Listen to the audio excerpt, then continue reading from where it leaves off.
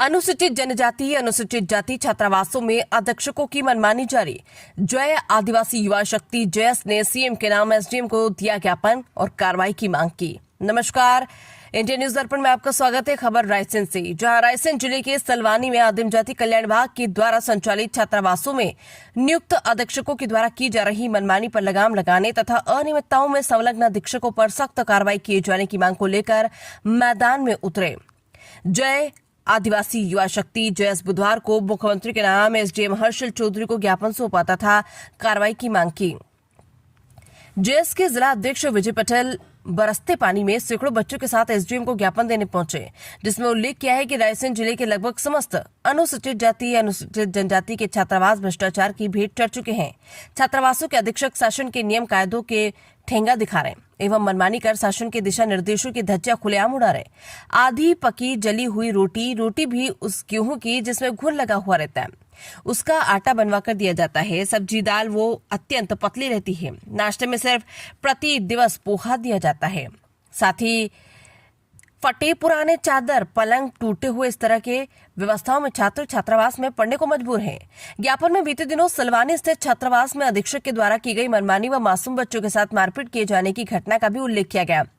आदिम जाति कल्याण विभाग रायसेन के जिला संयोजक अन्य विभागीय अधिकारी राजस्व सलवानी तहसीलदार सलवानी कभी भी छात्रावास अधीक्षकों पर कोई कार्रवाई नहीं करते।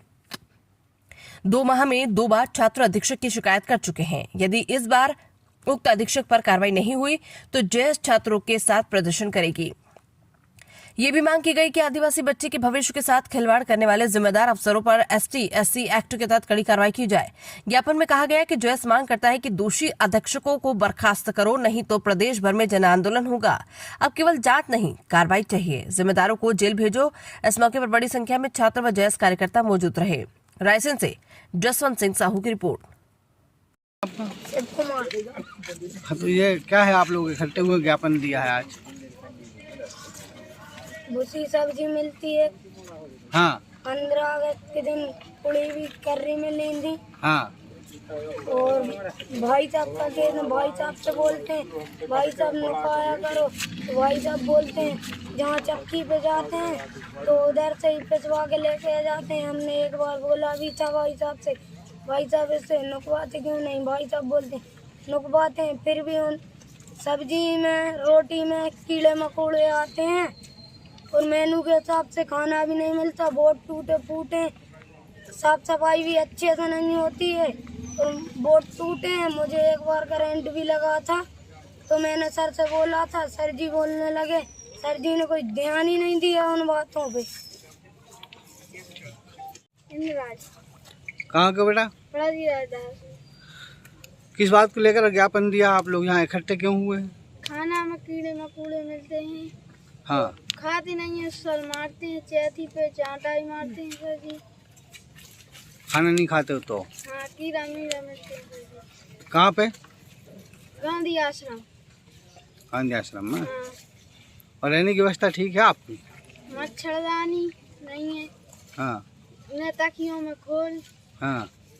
आधे नए गद्दा, आधे पुराने। हाँ बेटा, आप सत्यम। क्या हुआ आपके साथ? सर ने मारा था हमको इधर पर और हम सिलवानी में थे सामान लेने, पूछ के तब भी मारा था। किसने भेजा था आपको सिलवानी? दादी से पूछ के गए थे। पूछ क्या लेने गए थे?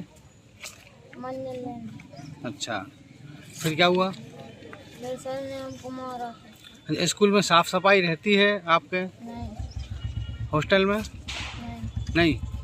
तो जैसे आप खाना वगैरह खाते, अच्छा मिलता है आपको? नहीं। कैसा मिलता है?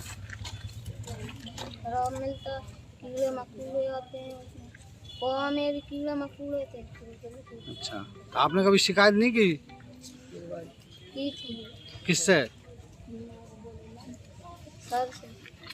फिर क्या बोले? कर देंगे। आपका सेवा।